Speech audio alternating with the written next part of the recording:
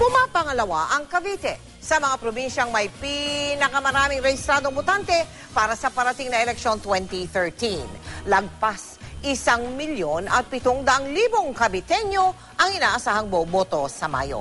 Mas marami pa kung ikukumpara sa mga rehistradong botante na pinagsama-samang mga probinsya ng Mindoro, Masbate, Romblon at Palawan o Mimaropa.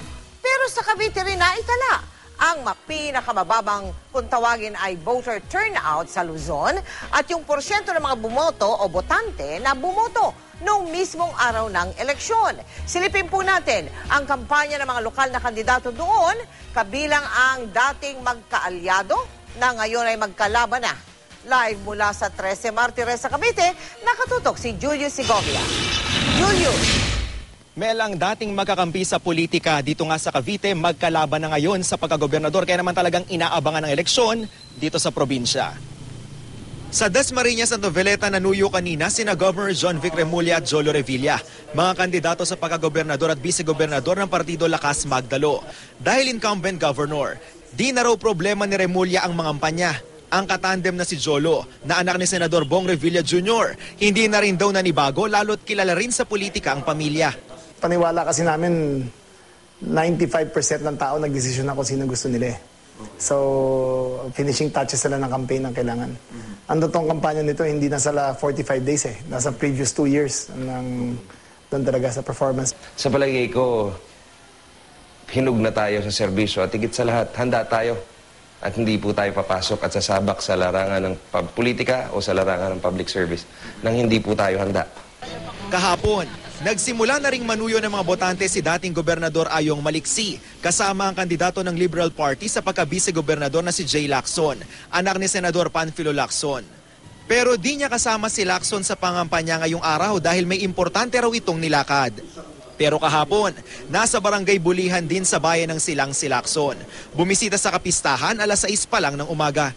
Noong Porbero, parang atubili ako natanggapin yung paanyaya sa akin ni Pangulong Aquino na muling tumakbo. Doon naisip ko, 9 years na ako dyan, makasawa na sa akin ng mga tao. Very receptive sila sa akin. Yung mga katunggalin natin, wala nang ginagawa. Basta nababahala sila. Kung di ako ay siraan na siraan. Mga Paul na parinira ang ginagawa na sa akin. Ang kapatay ko, anak ako ni Senator Ping na kilala ng hindi lamang ng ating mga kababayan dito sa Cavite, kung hindi lahat ng mga Pilipino, mga kababayan natin sa buong bansa, no, na no nonsense na siya anti-corruption na public servant naman at hindi siya nagsamantala sa posisyon niya at hindi siya nagdang. No? So ako yan din ang daladala ko. Dating magkaalyado ang pamilya Maliksi at pamilya Remulla, pero sa politika, tila wala talagang permanenteng magkakaibigan. Nung nagsama kasi kami noong 2001, wala akong nakita kundi corruption na lang eh. Kaya simula noong 2001, nagpaalam na ako sa tatay ko kahit na 40 taon sila magkasama, hindi ko kaya tiisin yung ginagawa niya sa Kapitolyo. Noong kami ni John Vic ang magkasama sa probinsya, nakita mo, sa halip na tumulong siya sa marami nating problema, siya pa yung nanira sa akin, idinimanda pa niya tayo. Isa pang kandidato sa pagka-vice-gobernador ang incumbent vice-governor ng probinsya na si Recto Cantimbuhan. Tatapatan niya sina Revilla at Lacson.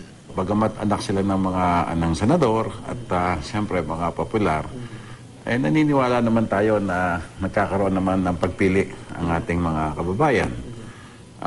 Sila na may mahuhusay din, mabibet din naman. Ang kailangan lang siguro, may pagmamalaki lang natin, mas nakalalamang tayo ng konti sa karanasan at saka doon sa pagdaman ng pulso ng mga mamamayan natin.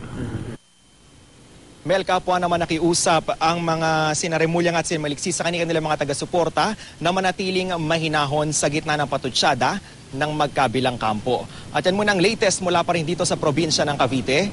Balik sa iyo, Mel. Maraming salamat sa iyo, Julius Segovia.